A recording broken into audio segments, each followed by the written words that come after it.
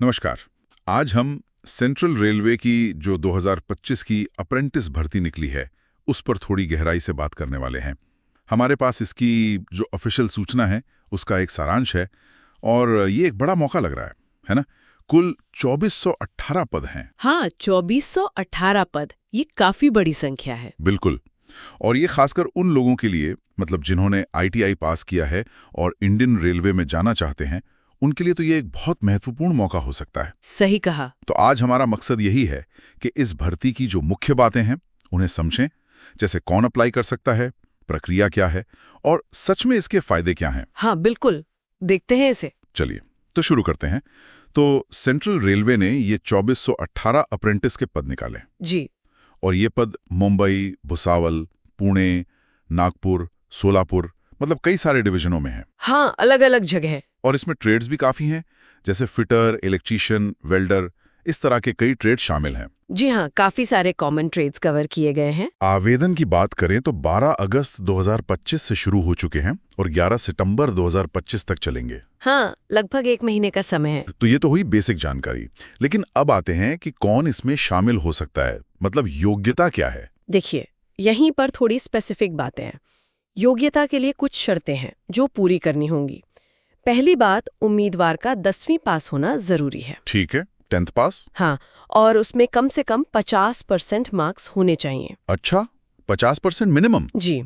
और इसके साथ सबसे जरूरी कि उनके पास संबंधित ट्रेड में आईटीआई सर्टिफिकेट होना चाहिए। ITI certificate. हाँ, और वो भी एनसीवीटी यानी national council for vocational training या फिर एससीवीटी यानी state council for vocational training से मान्यता प्राप्त। अच्छा, तो ये एनसीवीटी या एससीवीटी सर्टिफाइड आईटीआई वाले ही अप्लाई कर सकते हैं? बिल्कुल।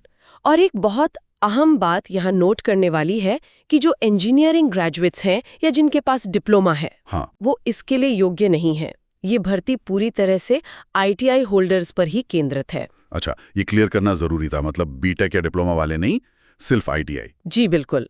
अब आयु की बात करें तो 12 अगस्त 2025 को उम्मीदवार की उम्र 15 साल से कम और 24 साल से ज्यादा नहीं होनी चाहिए। 15 से 24 साल, ठीक है।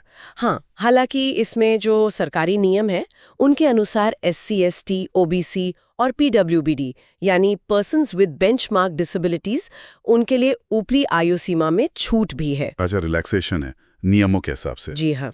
तो ये योग्यता तो काफी साफ है। अब आवेदन कैसे करना है? क्या प्रक्रिया बहुत मुश्किल है? नहीं, जहाँ तक मैंने देखा है प्रक्रिया काफी सीधी रखी गई है।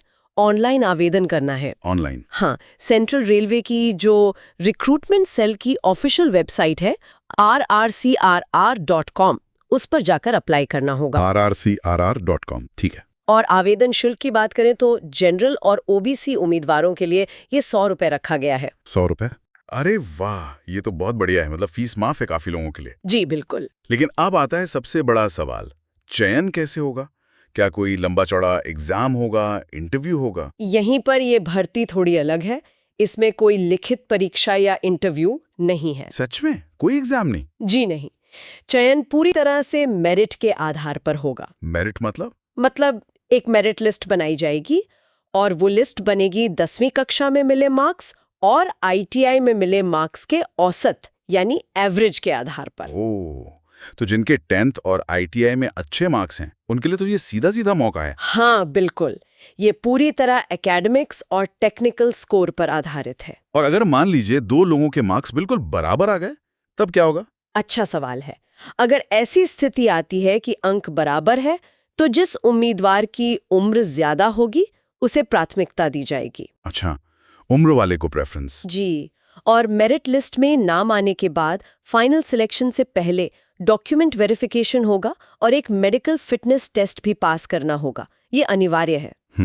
वो तो स्टैंडर्ड प्रोसीजर है, डॉक्यूमेंट्स और मेडिकल। लेकिन ये मेरिट वाला तरीका काफी दिलचस्प है। शायद प्रक्रिया तेज भी हो जाती होगी इससे। हाँ, कह सकते हैं। परीक्षा आयोजित करने का पूरा तामझाम बच जाता है। ये एक तरह से पारदर्शिता और अकादमिक योग्यता पर जोर देता है। सही बात है। अब आते हैं फायदों पर। मान लीजिए किसी का सिलेक्शन हो गया तो उसे मिलता क्या है? देखिए, चुने गए अप्रेंटिस को ट्रेनिंग पीरियड के दौरान हर महीने 7,000 रुपए का स्टाइपेंड मिलेगा। 7,000 प्रति माह। जी, लेकिन सच कहूं तो असली वैल्यू सिर्फ ये स्टाइपेंड नहीं है। हाँ, मुझे भी यही लग रहा था। सबसे बड़ा फायदा है रेलवे के जो वर्कशॉप्स होते हैं, जो डिपोज होते हैं, वहां पर प्रैक्टिकल ट्रेनिंग और काम करने का सीधा अनुभव मिलना। हाँ, ये बात तो है। 7,000 रुपये शायद आज के समय में बहुत ज्यादा ना लगें, लेकिन वो जो प्रैक्टिकल हैंड्स ऑन ट्रेनिंग है, बिल्कुल। किसी छोटे शहर से ITI पास करके आए लड़के या लड़की के लिए सोचिए, मुंबई या पुणे जैसे बड़े डिवीजन में रेलवे का अंदरूनी कामकाज सीखने को मिले, ये भविष्य के लिए कितना बड़ा प्लस पॉइंट बन सकता है। आपने बिल्कुल सही पॉइंट पकड़ा। ये अप्रेंटिसशिप जो है, ये भले ही सीधे तौर पर रेलवे में परमानेंट नौकरी की गारंटी नहीं देती। हाँ, ये क्लियर होना चाहिए। जी, ये गारंटी नहीं है, लेकिन ये बात पक्की है कि ये भविष्य में रेलवे की ही या कहीं और नौकरियों के लिए आपकी प्रोफाइल को बहुत मजबूत बनाती है। आपको अपने ट्रेड का असल काम जमीनी स्तर पर सीखने का मौका मिलता है। और बड़े पैमाने पर देखें तो ये भारतीय रेलवे जैसे इतने बड़े संगठन के लिए एक स्किल्ड वर्कफोर्स तैयार करने का भी तरीका है। हाँ, ये स्किल इंडिया मिशन में भी योगदान देता है। सही कहा। तो कुल मिलाकर अगर हम समेटें तो ITI पास उम्मीदवारों के लिए ये 2418 पदों वाला एक वाकई महत्वपूर्ण अवसर है। जी हाँ। चयन मेरिट पर आधारित है, कोई परीक्षा नहीं देनी।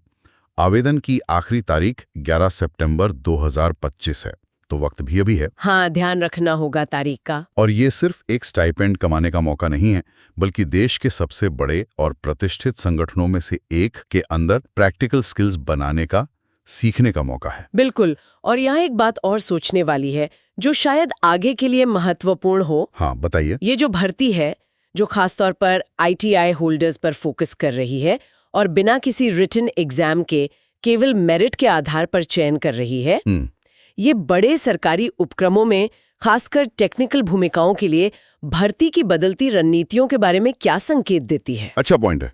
क्या हम भविष्य में ऐसी और भी भर्तियां देख सकते हैं जहां पारंपरिक परीक्षाओं की जगह सीधे एकेडमिक और तकनीकी योग्यता को, मतलब मेरिट को, ज्यादा प्राथमिकता दी जाए? ये सोचने वाली बात है। वाकई ये एक दिलचस्प सवाल है भविष्य के लिए। तो आज के लिए बस इतना ही। उम्मीद है ये जानकारी हमारे सुनने वालों के काम आएगी। धन्यवाद। धन्यवाद।